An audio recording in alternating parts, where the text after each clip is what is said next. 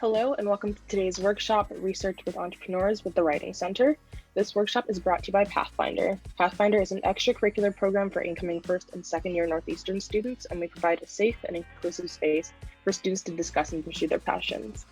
If you haven't already joined Pathfinder, you can sign up on our website. Our applications are rolling and open to any first and second year Northeastern students. Also on our website, you can find links to the moderator applications, which are open to third, fourth, and fifth year Northeastern students, as well as recent graduates.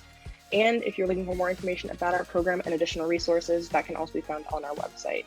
If you're looking for more of our workshops from the past semester, you can check out our YouTube channel and our podcast. And I will now pass it over to Northeastern's Writing Center. And that is us. Hi, everyone. So as I said, my name is Isabel Campos. I'm director of the Writing Center, and I'm joined here with Nina Moawat and Caroline Grant. And Nina is our assistant director and Caroline the outreach director. And we're here to go over some important research skills that you might make use of as you develop your projects and at Northeastern. We're going to be focusing because of Pathfinder into thinking about research for entrepreneurs. And as we really thinking about the question of research, we are dividing this presentation into thinking about how do we do this process of research, right? What are some of the tools out there, both through the library and just Google? And also, what are some things you might want to consider as you look over materials that can be quite overwhelming? How do you determine what's useful for you? Issues having to do with the relevance for your project, for sure, types of materials you're looking at, and for sure also authority and bias issues. Are these materials relevant? Can I trust them? First thing I want to talk about is whether you're developing a project, there's always an underlying research question that's motivating your choices and determining what you put into the system, the databases, and what you get out, right?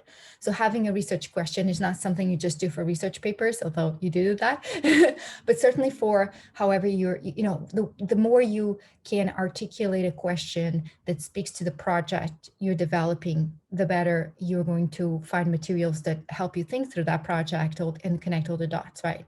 So we have an example here for you. Say you're looking at crowdfunding new technologies presently, right? So a question like that, and this is sort of a working question that as you move through the research project is likely to change and to become more refined as well, as you kind of really figure out what you're doing. But let's just think about our example here. How does crowdfunding affect the development of new technologies in the 21st century? So that might be your sort of working question that it's guiding you to in your approach to these different databases that we're going to look at, okay? So one thing to think about, so you write the research question as best as you can, and do not worry too much whether it is the best research question, because it's likely to change as you are researching. It's just the nature of research that it's like this recursive process. Think of it as like a feedback loop or a circle that keeps like returning and changing, and everything you find affects your assumptions and the given that you bring into the research. But let's just say you decide that your keywords are crowdfunding, and one thing, crowdfunding, new technologies in 21st century markets, right? And so one thing you can do, it's really thinking about networks of language, other words that kind of are related to it. In the case of crowdfunding, crowdsourcing, grassroots fundraising, Kickstarter. New technologies, you may want to think of invention, innovation, process, entrepreneurship, and obviously 21st century market. These other words, capitalism, global finance, information technology, and maybe as you continue with this project, a hypothetical project, you realize you're really interested in a sector of the economy or in a type of technology. And of course, all that's going to, again, fine-tune this question that you started with. So you want to think about words that you can plug into a database that can get around sort of the nexus of ideas that you're looking to find. And so we get here into Boolean operators, which are these lovely words we use in speech all the time, but they're really teaching the system, the database, to pick up some things, isolate a chunk of material within the larger results you get. So they are really, really useful. Now, there's kind of these three universals here. So if you're looking to, for example, look at have the system pick up results that include innovation and new technology. So you want you want to get these two terms, you use the word and, so that means that everything that contains these two terms you want to see. So you want to see crowdsourcing and innovation and information technology in the example right here. But or you want to say, for example, all the articles that spell out 21st century with a number and written out, you want 21st century or 21st century spelled out, then you use the or, because you let the system know that these two things are important to you.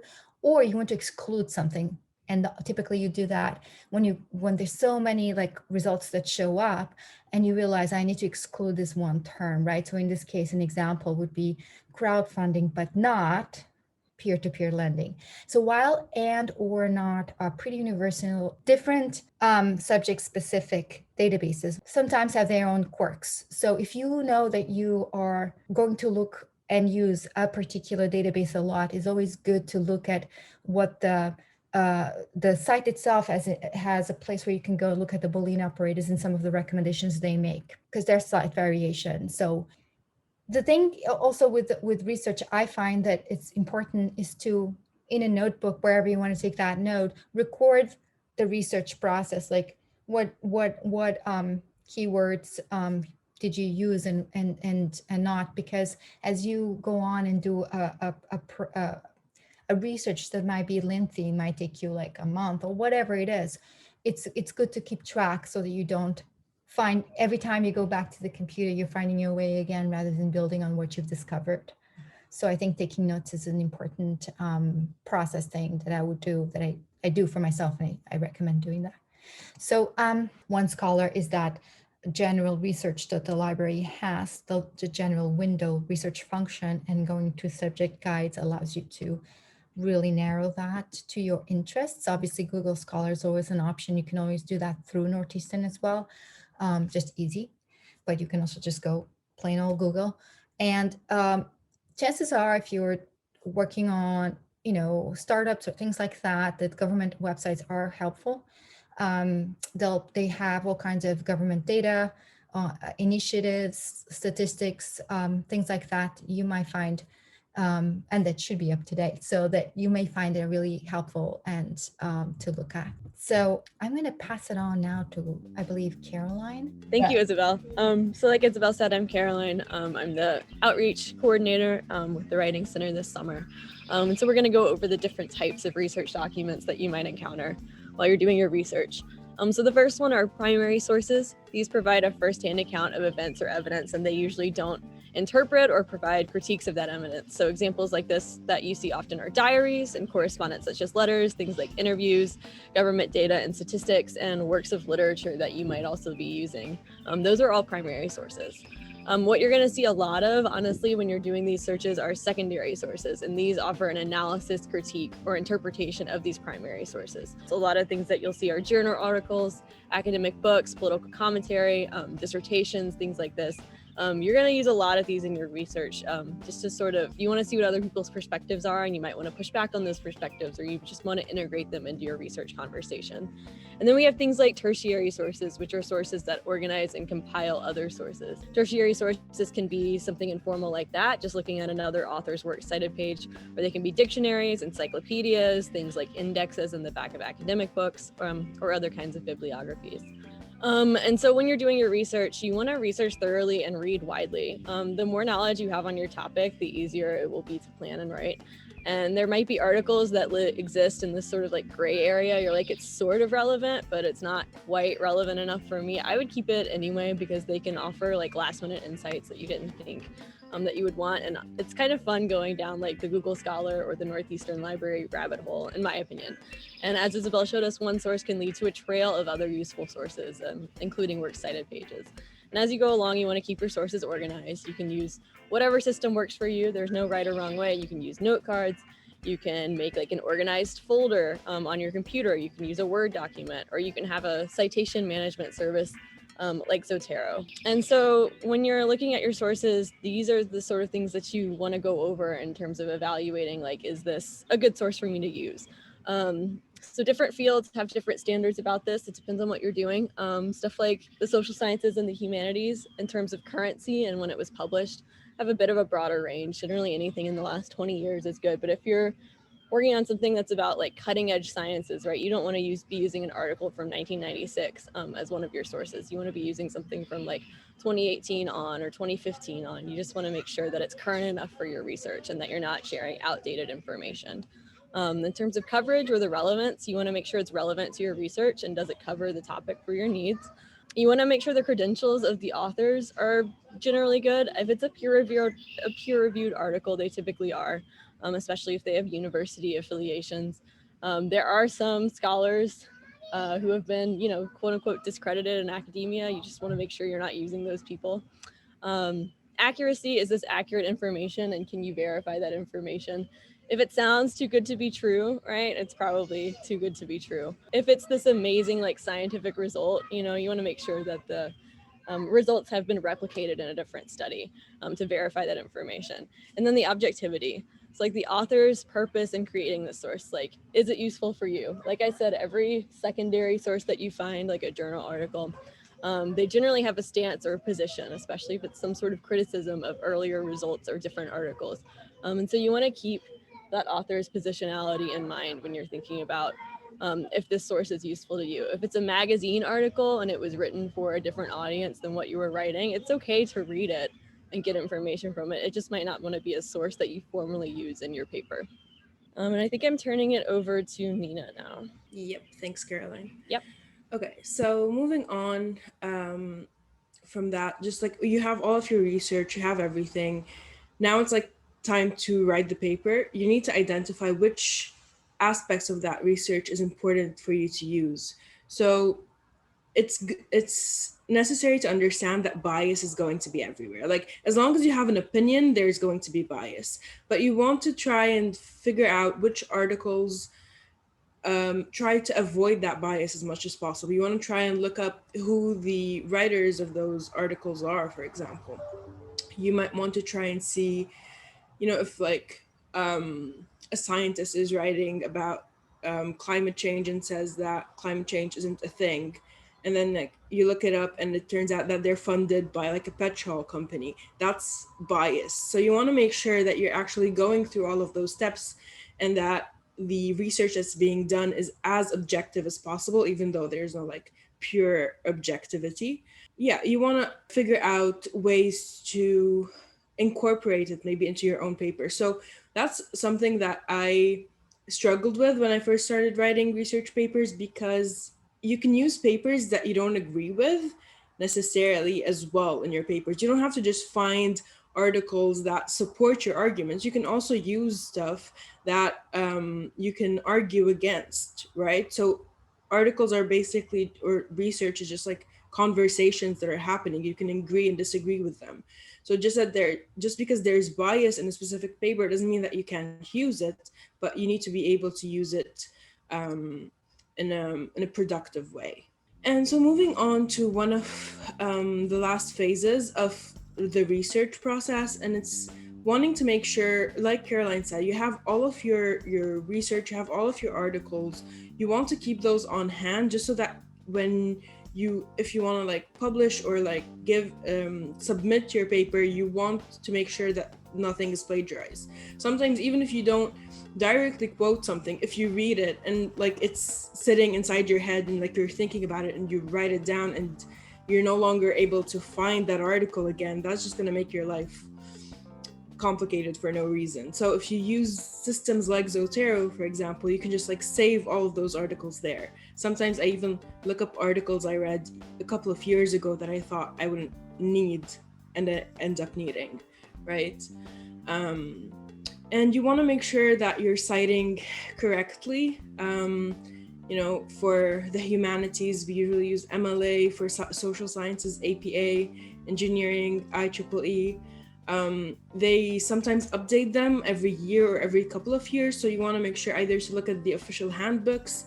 You can look at Purdue Owl, the website. I almost always have that open. Or you can come to the Writing Center as well. You know, you can just have someone help. And that's moving on to the last slide, and ending. You know, the Writing Center is always going to be open. We're open this summer for online appointments.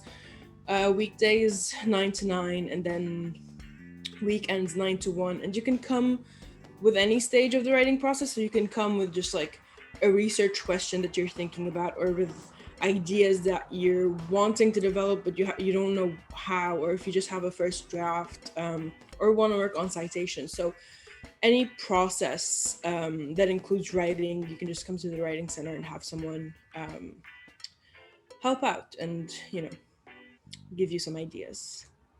And that's it. If you guys have any questions for us, we still have some time, I think, to go over those. Yeah, Thank you so much. yeah, just to follow up on Nina, yes, you'll have like 45 minutes with a tutor, and that's like priceless. Just someone there that can listen to you and you know, engage with your work and your thoughts and ideas. It's, I think, amazing. So yeah, if you have any questions. Yeah, thank you so much, all of you, for presenting. I had a question about, say you're interested in becoming a tutor or working with the Writing Center in that capacity. Is there a way to get involved that way? Yes, we typically are always sort of hiring. I mean, not during COVID, but I don't think that's not a model.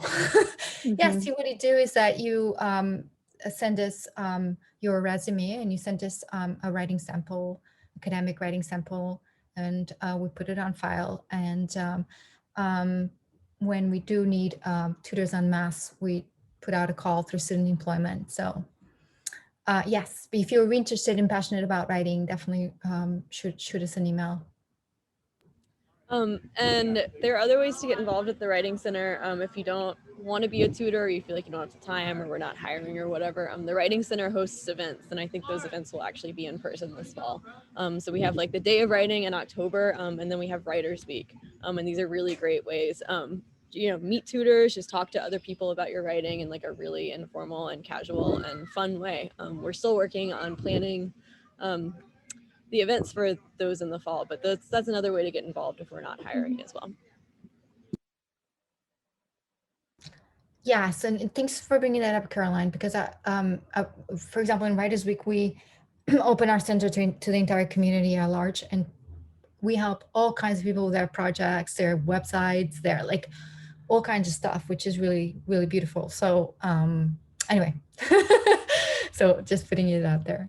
Yeah, that's great. We'll have to send everyone over your way when those events are happening. And then we usually just ask our hosts if they have a little bit of advice for incoming students, newer Northeastern students, and if you were a Northeastern student or are a Northeastern student, what your first year of college was like, and yeah, just like what you would tell your younger self or a newer student. I think in my undergrad, I would have made more of an effort in my first year to go to the office hours for my professors. It helps me realize that they were actually just people and that they weren't like scary. And then it was super helpful. If I was writing a paper, I could also get their feedback as well, right? Like we talked about some scholars being like, you know, in disrepute, like the person who can tell you that is like your professor, right? You might not always know that when you're doing the searches.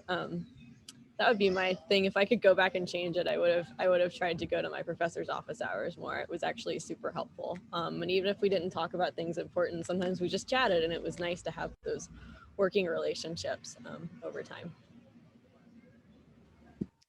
Yeah, and I think kind of building off of that, again, like thinking back on when I was an undergrad, now it might be easier for me to talk about research just because it's such a big part of what I have to do.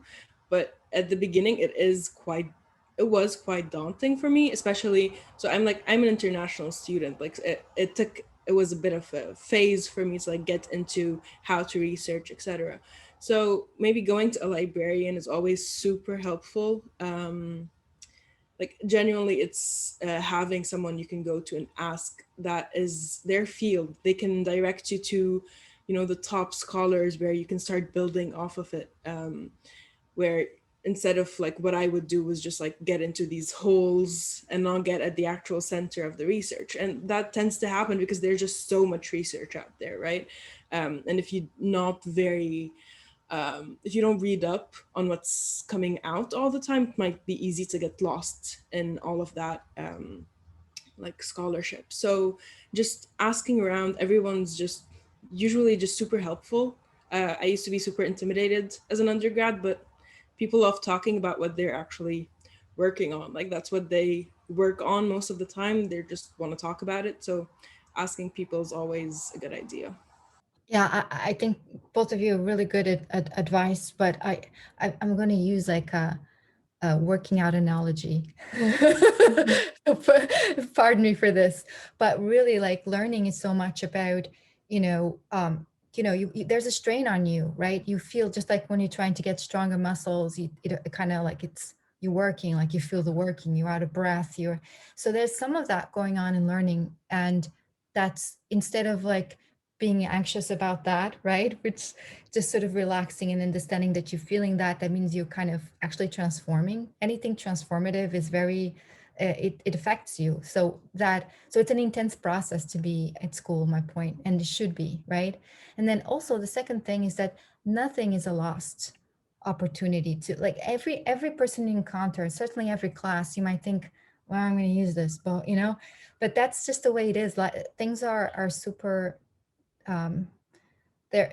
We live in a very connected world in terms, we may not seem disciplines are very connected, but we really do. So you might not know this thing that you encounter now, how one day it'll be it'll be like the thing that really clicks for you, right? So the other thing about learning is that you don't necessarily experience the meaning of what you're learning all the time just right away, right? So that there is a building that takes place that you might only be aware much later. So what that means is that being super open is the best thing you can do for yourself. Being like just open and being willing to get to be open to the experience and to give of yourself, right, to it. So it's super exciting. I wish I was in the grad again. Anyway, so Yeah, and we always emphasize that interdisciplinary connected network that we have at Pathfinder, because it is really so important to have an open mind and to be connected with all different types of learning and all different types of industries. So, well, okay, thank you so much, all you wonderful people from the Writing Center. We really appreciate you presenting today, and we look forward to working with you hopefully in the future with Pathfinder. sure, Thank you thanks so much. Thank you for having us. Pathfinder meets every week for roundtable discussions. We also meet weekly for workshops just like this one. So check out our Google Calendar and join in next time. Thank you so much and have a great day.